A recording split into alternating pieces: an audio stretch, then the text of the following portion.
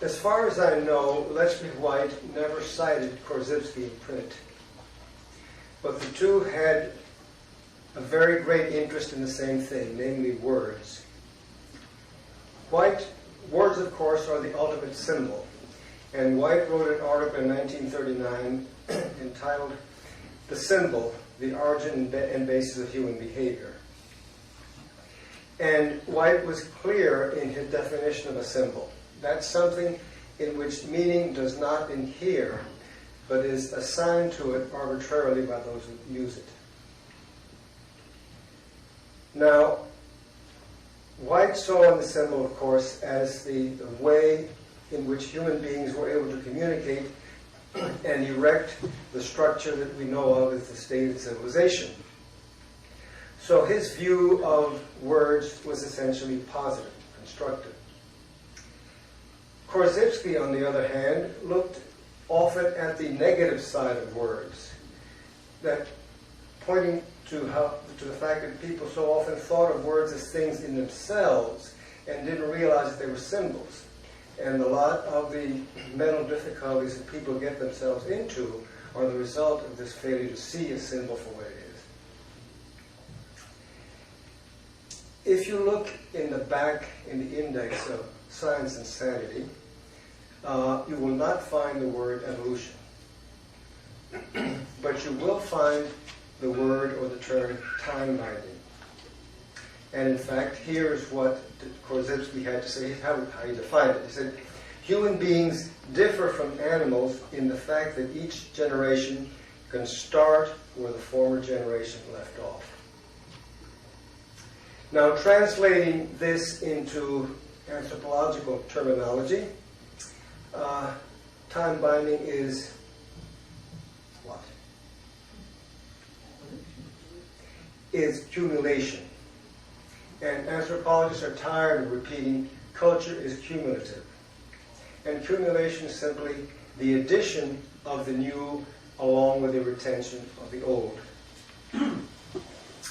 And this, of course, is one of the major features of evolution. That is, it consists of building larger and more complex structures by taking the elemental pieces of it and building them up, aggregating them. So, any aspect of evolution can then be seen as consisting very largely of this accumulation of things. And that, of course, is true of political evolution as well as evolution in other aspects of culture. Well, when I first went into the field among the Kwikuru in central Brazil in 1953, if there could be said to have been a theory of the origin of a state at all, it was what I call the automatic theory, that had been more or less proposed by old world archaeologists like V. Gordon Childe and Leonard Woolley. Excuse me, could you please raise your microphone closer to your mouth? Okay, is that better? Oh, yeah. And according to this theory, when agriculture came upon the scene about 10,000 years ago, because it could produce a surplus of food, individuals were able to be divorced from primary food production and begin specializing in ceramics and weaving and metallurgy and priesthood and chiefs and so on. And that somehow, automatically, the steps were not really spelled out.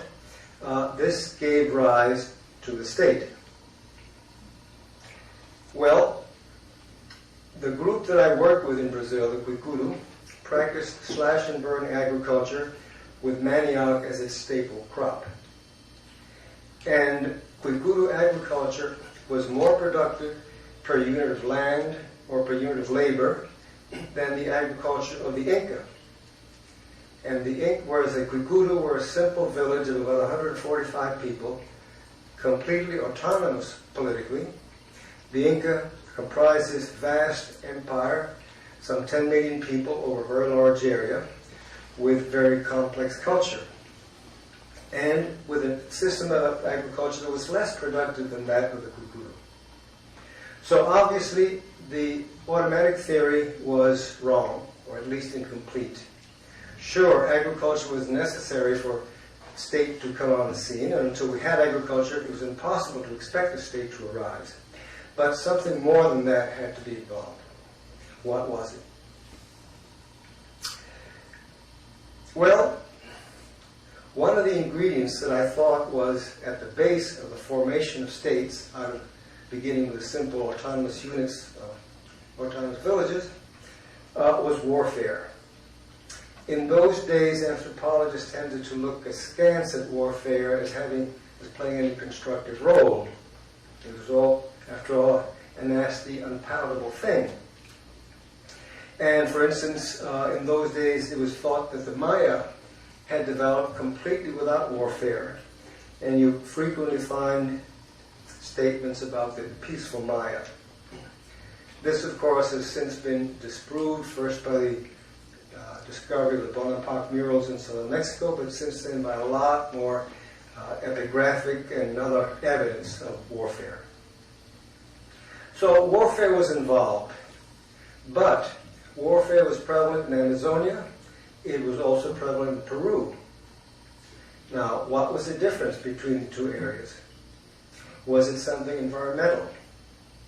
And here I thought that we had something to work on. From the point of view of political development, the outstanding feature of Amazonia is that it consists of an area of extensive, unbounded agricultural land. That almost any part of the forest can be felled, and agricultural crops, especially manioc, grown very successfully.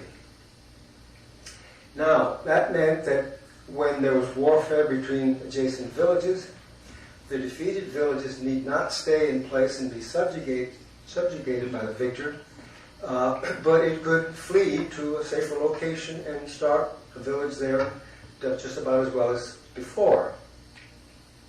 So it was population growth, of course, was occurring in both areas, slow and gradually, and it operated by the process of individual villages would grow in size to a certain point and then split, grow and split. So what we have is a proliferation of villages. But in Amazonia, they sort of spaced themselves out at arm's length because there was plenty of land and because the land was essentially unbroken. If we look at the coast of Peru, where Andean states first arose, what we see is something quite different. We have several dozen short rivers that come down from the Andes and flow into the Pacific. And these rivers flow through probably the world's driest desert. So what we had was river valleys with very fertile soil close to the river, and then sheer desert on either side. At the headwaters, then, we had the mountains. At the other end of the river, the sea, and on either side, desert.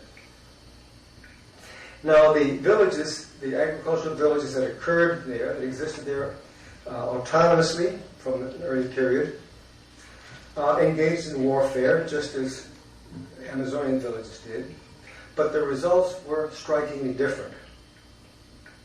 At first, as long as there was enough land, you had the process of fight or flight.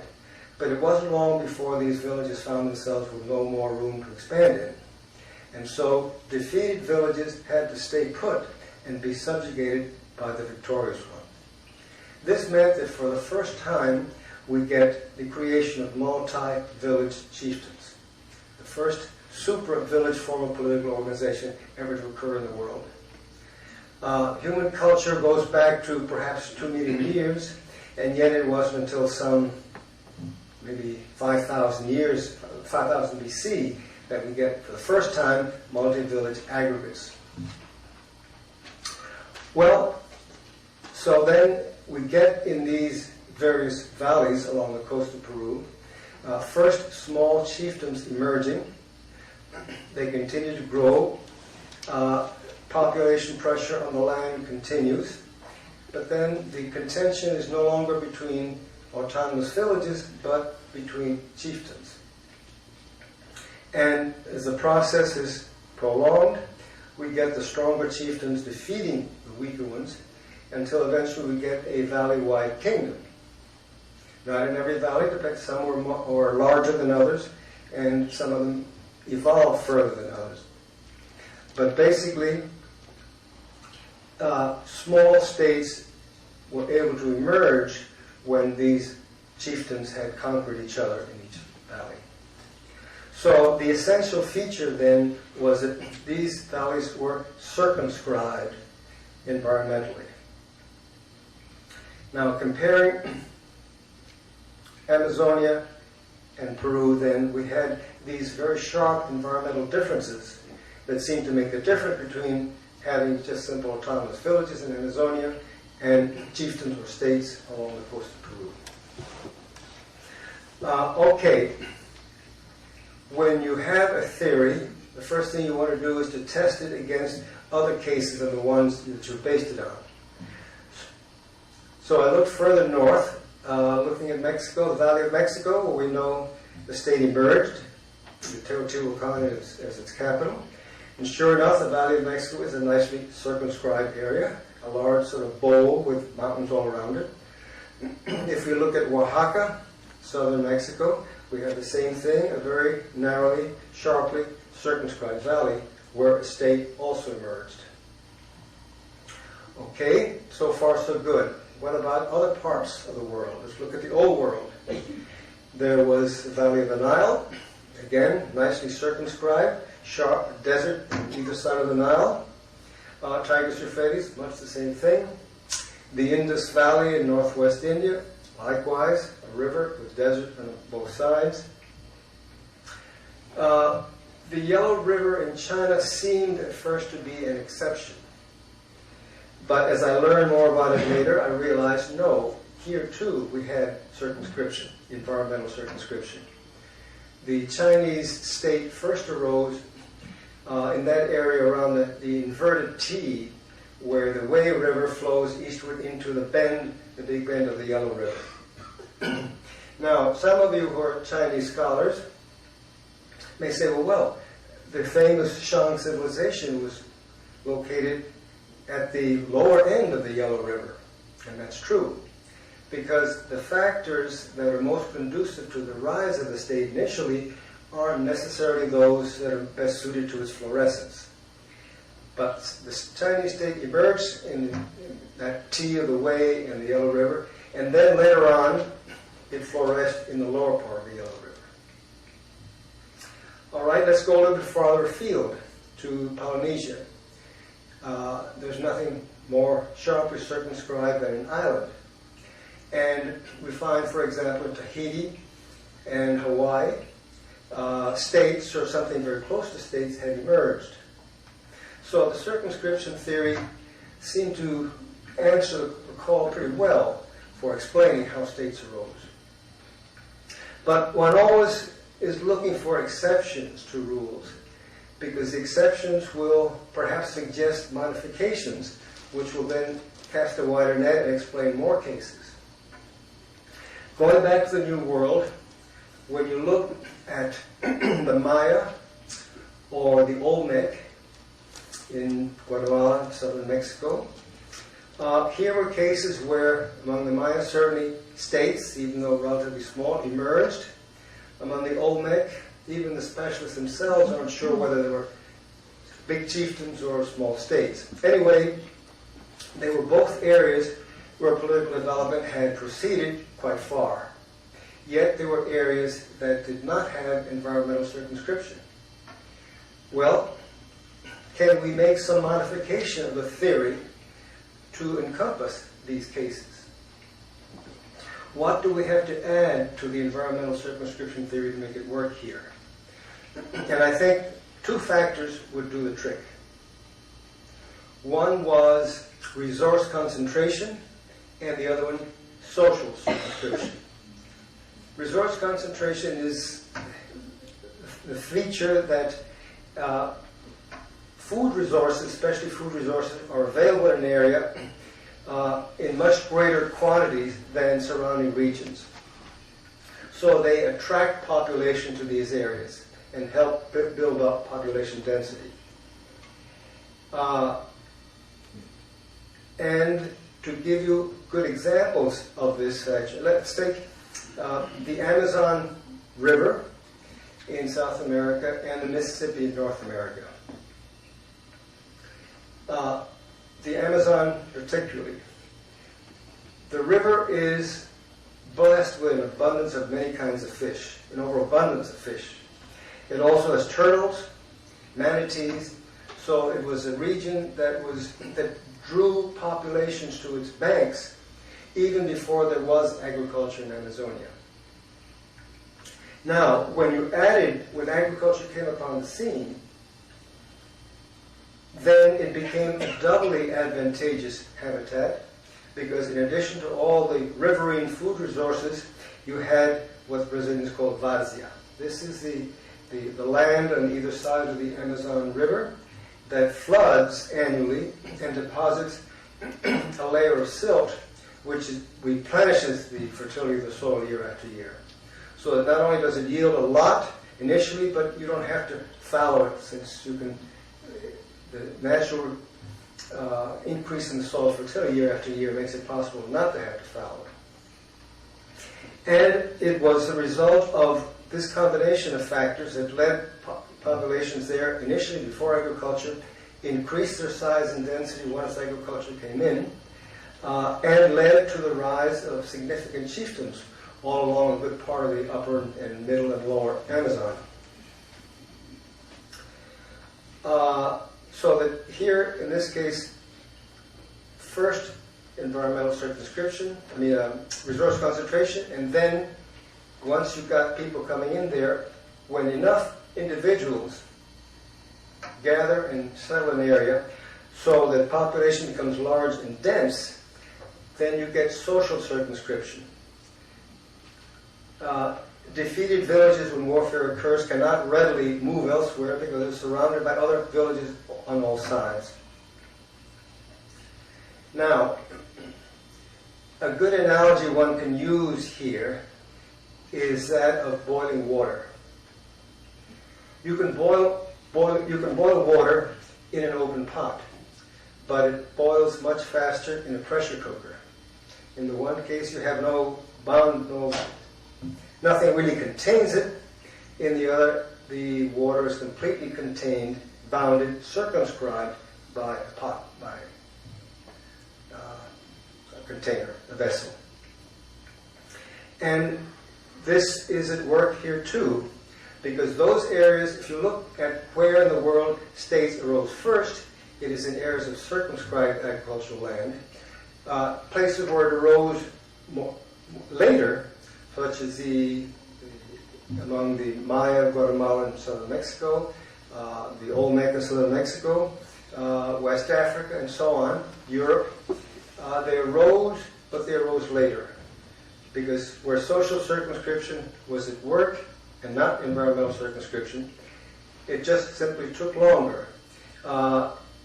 The area leaked, you might say. Defeated villages had some flexibility of moving out, not as much as otherwise, and therefore it was longer before the circumscription was tight enough to produce the process that I described earlier. Okay. So, give you one more example of the difference between the two. If you look at the oldest state in Europe, using Europe a little bit broadly, it is Crete, the Minoan civilization, which was in existence by around 2000 BC. At this time, there's no state on any part of the mainland of Europe. Why? Crete was a circumscribed island. It was not so large that it couldn't be politically unified, as in the case of Sicily and Sardinia, which took much longer to unify. But at the same time, it was large enough to have a population necessary to give rise to something like a state and the organization involved in it. Now, in what I've described so far, I've mentioned the occurrence of chieftains in Peru as a stage from autonomous villages to the state. But I haven't gone into detail about the process, and I think it's important to do that now.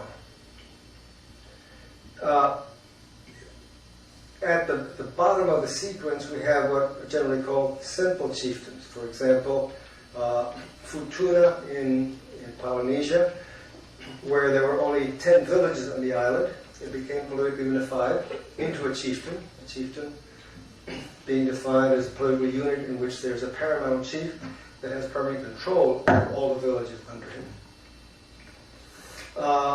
Northern Kittiwina in the Trobriand Islands, where Malinowski did his field work, also was a simple chieftain. There were 17 villages and one paramount chief. Okay. The area where chieftains were first studied intensively was Polynesia. But it soon came to be known that there was an even better area for their study. And that was the southwestern U.S. Because here we had not only good ethno-historical evidence of chieftains, but in addition we had good archaeological evidence. And in fact today there's more studies carried out on chieftains in the southeastern U.S. than anywhere else in the world. Well, the archaeologists who have worked there tend to divide chieftains into two types: simple chieftains and complex chieftains. Simple chieftain I've already described as just one layer above the village, with one paramount chief controlling a number of villages. Now, if the process that I've described before continues, what you have is the stronger villages conquering the weaker ones and erecting chieftains that have an additional layer. So you have the villages, then you have the districts, and then all these together form a larger chieftain. Now these larger chieftains are called complex chieftains by archaeologists in the southeast, but I prefer the term compound chieftain because that, after all, complex refers to anything above simple. So it's not a very definite term. Compound gives a better idea of how this process occurs. Namely, like in chemical compounds, you're taking atoms or molecules and compounding them into larger, more complex units. So then the southeast, there weren't very many simple chieftains left because always autonomous villages are at the mercy of chieftains, which are always stronger, and simple chieftains are at the mercy of compound chieftains, which are also larger and stronger. So that we had almost all compound chieftains in the southeast.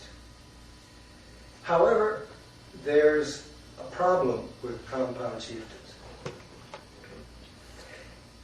And that problem is best typified by a chieftain called Kusa, located in northern Georgia, which was one of the very largest chieftains in the southeast when the Spaniards were there in the early to mid-1500s.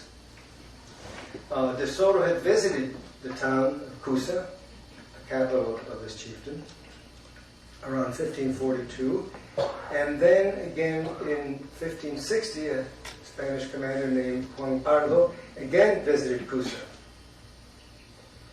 And something had occurred. See, these compound chieftains are structurally weak because when they're first created, the overall paramount chief tends to retain in power the lower chieftains, because for the sake of continuity it's more convenient to keep them in office. But obviously there's a distinct weakness here. These smaller chieftains, after all, were conquered by the strong, the larger one, and they don't submit very readily, and they're always looking for a way of breaking away from the stronger chieftain. And that's exactly what happened at Kusa when Juan Pardo came by in 1560. One of the smaller chieftains had decided they weren't going to pay the tribute they were supposed to, and just break away from Kusa. And Kusa was mounting a punitive expedition to bring them back in line.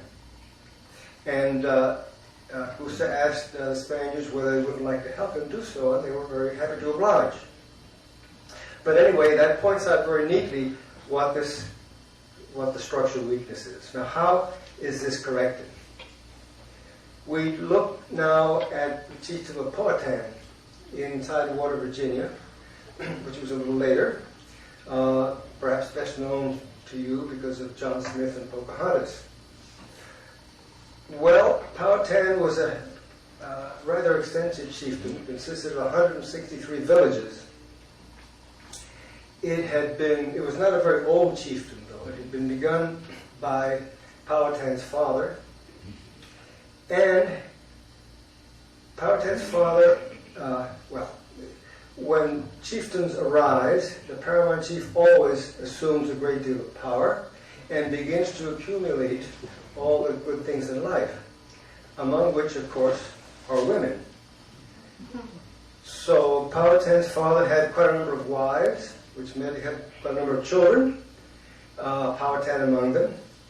And so Powhatan had, when he came to power, he had a number of brothers and half-brothers, and since he was kind of along in life when John Smith came along, he had himself a number of wives and a number of children. So he had all of these brothers and half-brothers and children, men, sons, whom he could place, he would remove the local chieftains and replace them with his own kin, individuals who could be counted on being more loyal to him than these others were.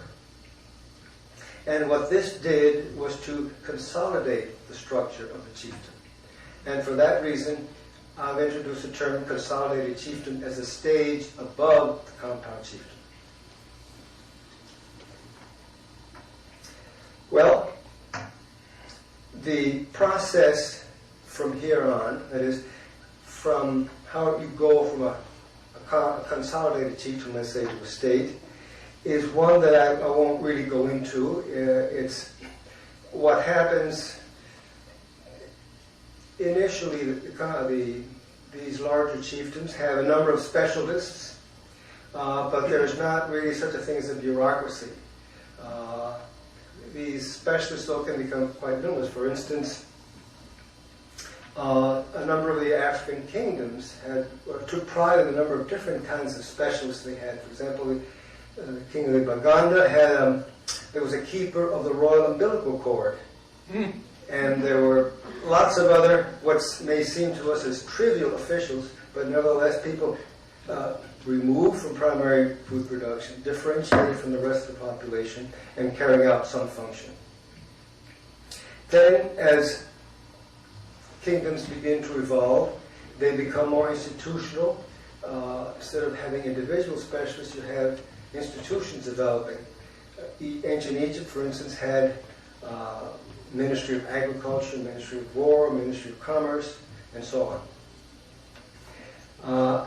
This process is, as I say, this process is better understood because there's a lot more historical information about it.